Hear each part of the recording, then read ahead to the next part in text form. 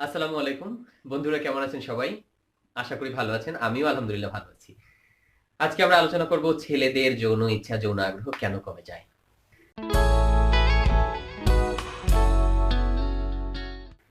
অনেকেরই প্রশ্ন ছিল যে একটি ছেলের যৌন আগ্রহ, যৌন ইচ্ছা কেন কমে যায়?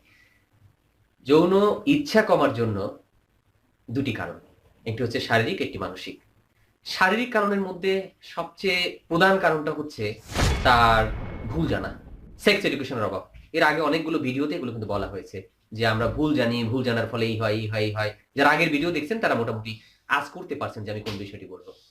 এই ভুল জানার কারণে যে আমরা শুনি যে মাস্টারবেশন করা হয়েছে বা হস্তমৈথুন করা হয়েছে এর ফলে দুর্বল হয়ে যাচ্ছি। আবার নাইট পলিউশন হচ্ছে বা স্বপ্নদোষ হচ্ছে এর কারণে দুর্বল হয়ে যাচ্ছি। অথবা মানে কি বলা যায় যে যেকোনো কারণে বীর্যপাত হলো বা বের হলো শরীর থেকে তো আমি দুর্বল হয়ে যাচ্ছি। এক ফোঁটা বীর্য সমান সমান ৮০ ফোঁটা রক্ত আমি দুর্বল হয়ে যাচ্ছি। মোটামুটি সবগুলোর সাথে আমি দুর্বল হয়ে যাচ্ছি। বুঝতে পারছেন? তা আমার অবচেতন মন এটাকে প্রোগ্রাম করে রাখছে যে হ্যাঁ আমি দুর্বল হয়ে যাচ্ছি। আমরা সেক্স এডুকেশন কারো কাছে শিখি না। শিখি কোথায়? হয় যে জানে না তার কাছ থেকে, রাস্তার ক্যানভাসারদের কাছ থেকে। ওদের একটা ফাঁদ। ওরা ফাঁদে ফেলে কিভাবে? যে আপনি কি মাস্টারবেশন করছেন? তাহলে আপনি শেষ হয়ে গেছেন, আপনার এই সমস্যা হয়েছে। তা আমিও মনে করি সত্যি সত্যি আমার সমস্যা হয়েছে। এইটা হচ্ছে সবচেয়ে বড় মানসিক কারণ। এই মানসিক কারণে এই সেক্সুয়াল লাইফে দুর্বল হয়ে যেতে পারে। পার্টনার পছন্দ না হওয়া। কয়েকদিন আগে দেখলাম ভাইরাল হয়ে গেছে একটা ভিডিও যে একটা ছেলে, ইন্ডিয়ার একটা ছেলে তার বন্ধুর সাথে বিয়ে খেতে গেছে। তো তাকে জোর করে বিয়ে করাই দিয়েছে। সে কাঁদতেছে। আপনারা মনে হয় ভিডিওটি দেখছেন। হ্যাঁ, ইউটিউবে, ফেসবুকে অনেক জায়গায় আছে, ইন্ডিয়াতে। জোর করে একটা ইঞ্জিনিয়ার ছেলেকে বিয়ে দিচ্ছে। ছেলেটা কাঁদছে, আমি বিয়ে করবো না, বিয়ে করবো না। যাই হোক ওদের ভাষায় ও হিন্দিতে বলতেছে। তো এভাবে যদি মা-বাবার ইচ্ছায় মা-বাবা জোর করে বিয়ে দিচ্ছে, মা-বাবা বলতেছে যে তুমি যদি রাজি না হও আমাদের ইজ্জত থাকবে না, এ টাইপের। তো তখন কি হয়? স্বাভাবিকভাবে তার আগ্রহটা থাকে না। তার যে পার্টনার থাকে, পার্টনারের প্রতি তার আগ্রহটা ওরকম থাকে না। বা আগের তার জিএফ আছে, সে জিএফ এর কথা মনে করতেছে। পারিবারিক চাপে বিয়ে করছে। তার যে বর্তমান যে ওয়াইফ আছে তাকে ভালো লাগছে না। তখনও কিন্তু স্বাভাবিকভাবে এই ইচ্ছাটা, আগ্রহটা কমে যাবে। পুরুষদের সবচেয়ে বড় যে সমস্যাটা হয় সেটা হচ্ছে হরমোন। টেস্টোস্টেরন নামক একটা হরমোন আছে যেটাকে যৌন হরমোন বলি আমরা। এই হরমোনের কারণে হরমোনের লেভেল যদি কমে যায় তাহলেও এই আগ্রহ কমে যায়। বয়স বাড়ার সাথে সাথে আমরা বুড়ো হচ্ছি, বাহ্যিকভাবে দেখা যাচ্ছে, কিন্তু আমাদের যে আভ্যন্তরীণ যে অর্গানগুলো আছে এই অর্গানগুলোও কিন্তু বৃদ্ধ হয়ে যাচ্ছে। তো বয়সের সাথে সাথে মানুষের এই আগ্রহ ও ইচ্ছাটাও কমে যায়। পারিবারিক চাপ, সংসারের চাপ, অর্থনৈতিক চাপ, বেকারত্ব, যত ধরনের প্রেশার, স্ট্রেস আছে, এই বার্ন আউট ম্যানেজমেন্ট টেকনিক যদি আপনি না জানেন, যত ধরনের বার্ন আছে, যত ধরনের চাপ আছে, আপনি যদি না জানেন, হ্যাঁ আপনার আগ্রহ একদম থাকবে না। আপনি বেকার, চাকরি পাচ্ছেন না, খাবার পাচ্ছেন না, কিসের কি সেক্সুয়াল চিন্তা? যার অথবা দেখা যায় যে আপনি জব করতেছেন, ওইখানে আপনি স্যাটিসফাই না, সারাদিন বকা খেতে হচ্ছে, প্রচুর পরিশ্রম করছেন, আপনি ওইভাবে স্যালারি পাচ্ছেন না, বাসায় এসে দেখতেছেন যে আপনার সংসার ঠিকভাবে চলতেছে না, মাস শেষে ধার করতে হচ্ছে, তখনও কিন্তু স্বাভাবিকভাবে এই মানসিক চাপের কারণে শারীরিক আপনার দুর্বলতা, সেক্সুয়াল দুর্বলতা চলে আসবে, সাইকোসেক্সুয়াল ডিসফাংশন। কিছু কিছু রোগ আছে যে রোগগুলো ভালো করা যায় না, ভালো থাকা যায়। যেমন ডায়াবেটিস, উচ্চ রক্তচাপ, হাই কোলেস্টেরল, এগুলোর জন্য কিন্তু এই রোগের জন্য দুর্বলতা চলে আসে। কারো যদি লিভারের কোনো প্রবলেম থাকে, লিভার সিরোসিস হয়ে যায়, তারও সেক্সুয়াল দুর্বলতা চলে আসতে পারে। কিডনির সমস্যার কারণে এরকম হয়ে আসতে পারে।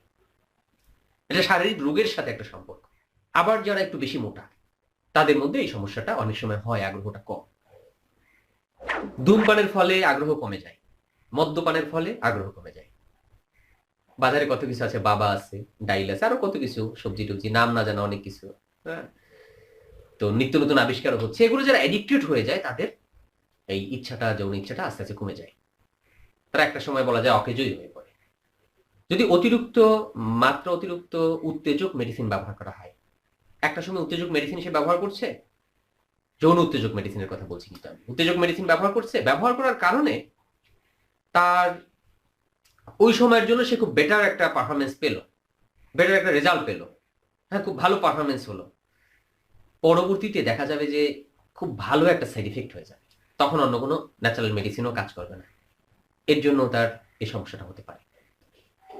পোস্টেড গ্ল্যান্ডের অনেক সময় এনলার্জ হয়, পোস্টেড গ্ল্যান্ড বড় হয়ে যায়। পোস্টেড গ্ল্যান্ডটা হচ্ছে প্রস্রাবের যে থলি আছে, প্রস্রাবের থলির পর যে একটা নালী নামছে, প্রস্রাব করার যে নালী যেটা পেনিসের মধ্যে থেকে আসছে, ওর ঠিক গোড়ায়। তো আমরা ছবিটি দেখাচ্ছি আপনাদের। ছবিতে আপনারা দেখছেন যে পোস্টেড গ্ল্যান্ড কোনটা। তো এই পোস্টেড গ্ল্যান্ড যখন এনলার্জ হয়, মানে বড় হয়ে যায়, তখন এটাকে অপারেশন করতে হয় অনেক সময়। অনেক সময় হোমিও মেডিসিনের দ্বারা বেটার রেজাল্ট আসে, কিন্তু অনেক সময় রেজাল্ট আসে না, বা যারা অপারেশন করে ফেলে, এই অপারেশনের পরেও কিন্তু কারো কারো এই যৌন আগ্রহটা চলে যায়। কিছু মেডিসিন আছে যে মেডিসিনের কারণে এটা হয়, যেমন মানসিক রোগের, ডিপ্রেশনের মেডিসিন, উচ্চ রক্তচাপের মেডিসিন। এই মেডিসিনগুলোর কারণে অনেকের এই যৌন আগ্রহ কমে যায়। তো আশা করি আপনারা বুঝতে পারছেন যে কি কি কারণে কমে যায়। তারপরে শরীরের কিছু এসেনশিয়াল ভিটামিন মিনারেল যেগুলো আছে, যেমন জিঙ্ক বা আদার্স কিছু ভিটামিনের অভাবে এগুলো হয়। তো আগে এ থেকে মুক্তির উপায়টা হচ্ছে যে আগে বুঝতে হবে যে আমার কি কারণে এটা হচ্ছে। অতিরিক্ত চাপ যদি থাকে, এটার জন্য হচ্ছে কিনা। যদি ডাক্তার দেখলো, সারা শরীর পরীক্ষা টরীক্ষা করলো, দেখলো যে কোনো সমস্যা নেই, ফিজিক্যালি আপনি ফিট, তখন মনে করতে হবে যে না, আমি মনে হয় সাইকোসেক্সুয়াল ডিসফাংশনই ভুগছি। তো আমরা যদি এরকম হয়, আমরা একজন চিকিৎসকের পরামর্শ নেব, অবশ্যই হাতুড়ি ডাক্তারদের কাছ থেকে দূরে থাকবো।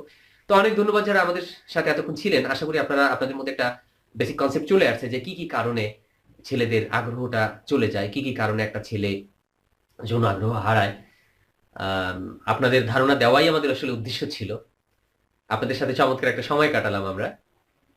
যারা আমাদের ভিডিও দেখলেন, অনেক ধন্যবাদ।